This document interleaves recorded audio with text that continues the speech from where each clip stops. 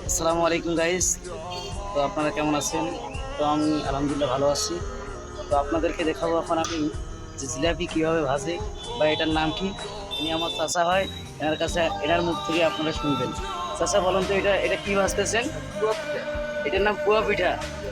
আচ্ছা, এটা কত করে বিক্রি করবেন? 10 টাকা করে একটা পিসে। আচ্ছা, তাহলে এটার প্রোডাক্ট কি ভালো চলে? আচ্ছা, তাহলে এইটার নাম কি? এইটা এইটা শিরা। তাহলে এটার নাম হচ্ছে পুয়া পিঠা, এটার নাম হচ্ছে শিরা। তাহলে এটা কি ভালো চলে তো না? আচ্ছা, এটা 10 টাকা করে বিক্রি হবে। আর মানে কতদিন কয়দিনের মধ্যে মালটা সেল হবে? একদিন, একদিনের মধ্যেই? একদিনে শেষ? পাবে। তা শুনেন, এই যে মালটা যে আপনারা 10 টাকা করে বিক্রি করবেন, আপনাদের লস হবে না? তাহলে চাচা, এক খোলাতে আপনি কয়টা এখানে ভাজেন? কয়টা একবারে সারি ভাজেন?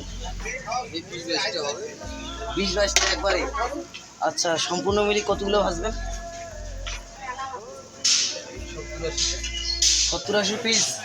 এটা তো আইজে শেষ হয়ে যাবে মাথা, আইজে শেষ হয়ে যাবে।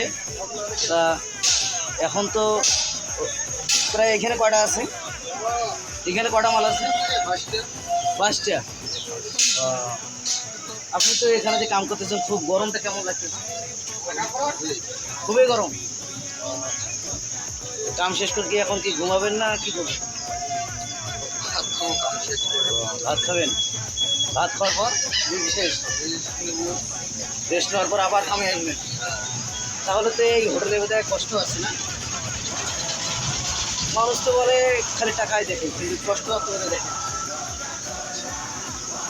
তা দীঘাতে আপনারা তো দেখলেন কীভাবে কষ্ট করে এই হোটেলের লোকগুলো। দেখেন, ইনি হচ্ছে কারিগর, একজন চাষা হয়, ইনার পরিচয় অনেক দিন থেকে। তাকে আজকে আমি দেখাইলাম। আপনারা ওনার জন্য দোয়া করবেন, সে যেন দীর্ঘদিন থেকে এই এই কর্ম যেন করে যেতে পারে। ভালো থাকবেন, আরও দেখা হবে, আরও ওনার ভিডিও দেখাবো ইনশাআল্লাহ।